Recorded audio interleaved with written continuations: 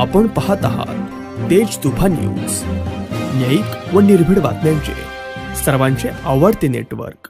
तरुण योद्धा आपल्या सर्वांचं दैवत जाणता राजा आदरणीय पवार साहेबांचं आगमन या ठिकाणी होणार आहे.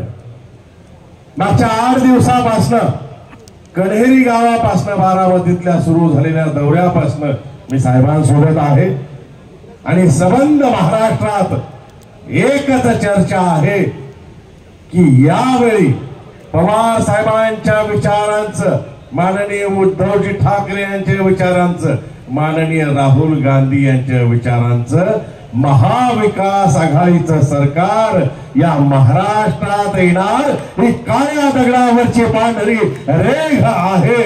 आणि मला या ठिकाणी शिवायांना या ठिकाणी ही गर्दी बघतोय, शेवटपर्यंत माझी नजर पुरत नाही तेव्हा आपली गर्दी हे सांगते. माननीय अमोलदादांच्या याच व्यासपीठावर मी गायलं होतं आणि इथे जबाबदारीने सांगतोय की शेवटपर्यंतची ही गर्दी हे सांगते की आमचे सत्यजित दादा शेरकर हे प्रचंड बहुमतांनी निवडून येणार आहेत. ही काळ्या दगडावरची रेघ आहे. महाराष्ट्रभर ज्या गीताने प्रेम केलं आदरणीय साहेबांवर मी लिहिलेलं, मराठी अस्मितेची तळपती तलवार, मराठी अस्मितेची धारदार तळपती तलवार, महाराष्ट्राचा स्वाभिमान फक्त शरद पवार 84 वर्षाचा योद्धा, 70 वर्ष जीवाचं रान केलं, वयाचं भान नाही. महाराष्ट्र पिंजून काढतायत तुमच्या आमच्यासाठी सुखासाठी. म्हणून एवढंच म्हणेन, साहेबांबद्दल म्हणेन की मुझे किनारों की परवाह है, मैं आंधियों पे सवार हूं. मुझे किनारों की परवाह है, मैं आंधियों पे सवार हूं.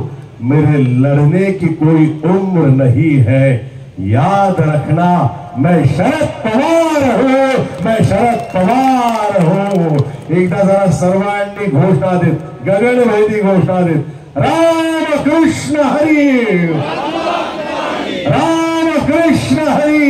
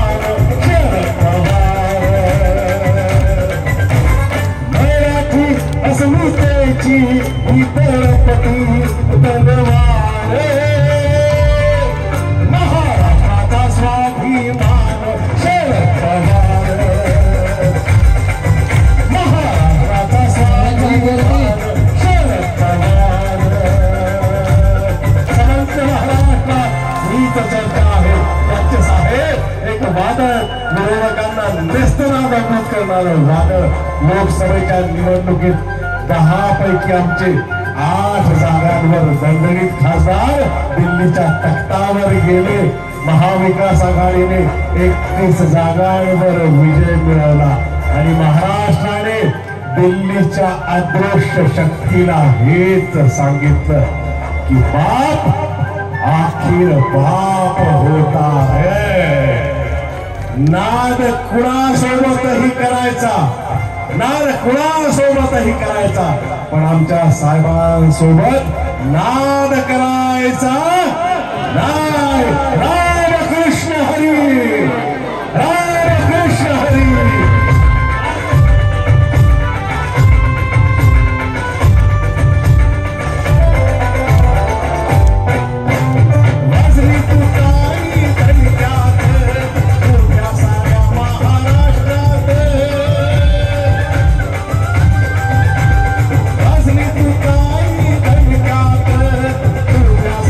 महाराष्ट्र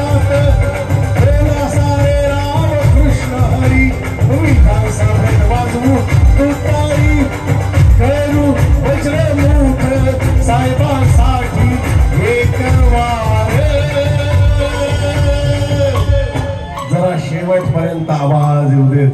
महाराष्ट्राचा स्वाभिमान कोण? जरा मला शेवटपर्यंत आवाज आला पाहिजे. महाराष्ट्राचा स्वाभिमान कोण? महिलांकडनं, माझ्या माता भगिनींकडनं आवाज येऊ देत. महाराष्ट्राचा स्वाभिमान कोण? आणि जरा सर्वांनी आपली वज्रमुठ दिसू दे.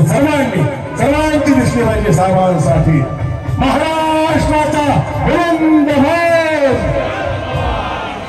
महाराष्ट्राचा बुलंद आवाज.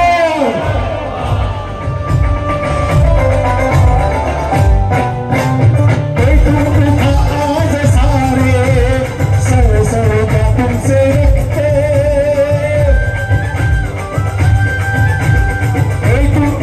आज सारे सरसर का तुमसे रखते. तुतारी घेऊन हाती जिंकूया राज्याचे तख्ते. हेरू वज्रे मुठ साहेबांसाठी एक वारे. महाराष्ट्राचा बुलंद आवाज, महाराष्ट्राचा बुलंद आवाज. महाराष्ट्राचा स्वाभिमान शरद पवार. शेवटची 2 मिनिटं अत्यंत महत्वाची आहेत. तुमच्या सर्वांकडनं मला एक वचन हवंय. आमच्या साहेबांनी, आमच्या दैवतांनी वयाची 70 वर्ष जीवाचं रान केलं आपल्यासाठी, महाराष्ट्रासाठी, या देशासाठी, आमच्या तमाम शेतकरी बांधवांसाठी. कृषी मंत्री असताना 72,000 कोटींचं कर्ज माफ केलं, बळीराजाला माहितीये. पण साहेबांनी कधीही माझा लाडका शेतकरी असं बॅनर लावलं नाही. लावलं का? आमच्या महिलांना 33% आरक्षण देण्याचा धाडसी निर्णय आमच्या साहेबांचा होता. पण कधी बॅनर महिलांसाठी माझी लाडकी महिला, लाडकी बहीण लावलं का? मला महिलांनी सांगा, लावलं का? त्यामुळे लाडकी म्हणणं गरजेचं नाही. त्यामुळे साहेब प्रत्येकाच्या मनात आहेत, आपल्या सर्वांमध्ये आहेत. या ठिकाणी मराठवाडा विद्यापीठाचं नामांतर करताना भारतरत्न डॉक्टर बाबासाहेब आंबेडकरांचं नाव द्यायचं होतं. त्यावेळी कोणीही आईचा लाल समोर आला नाही. पण साहेबांचं वाक्य होतं, सत्ता केली तरी 72, पण फुले शाहू आंबेडकरांच्या विचारांशी कधी तडजोड करणार नाही. शिवशाहू फुले आंबेडकरांचा विचार जपणारा आमचा नेता. या भ्रष्ट महाराष्ट्र सरकारमुळे, संबंध महागाईमुळे, बेरोजगारीमुळे, भ्रष्टाचारामुळे, कायदा सुव्यवस्थेमुळे ढासळलाय. या महाराष्ट्रात अंधार पसरलाय आणि या अंधारात फक्त एक प्रकाशाचा दिवा दिसतो. त्या प्रकाश दिव्याचं नाव आहे शरदचंद्रजी पवार. शरदचंद्रजी पवार. समंत महाराष्ट्राच्या 10 दिशात आज एकच आवाज येतोय, अंधार होत चाललाय, एक दिवा पाहिजे. अंधार होत चाललाय, एक दिवा पाहिजे. आणि पुन्हा एकदा या महाराष्ट्राला पवार साहेबांसारखा शेर शिवा पाहिजे, शेर शिवा पाहिजे.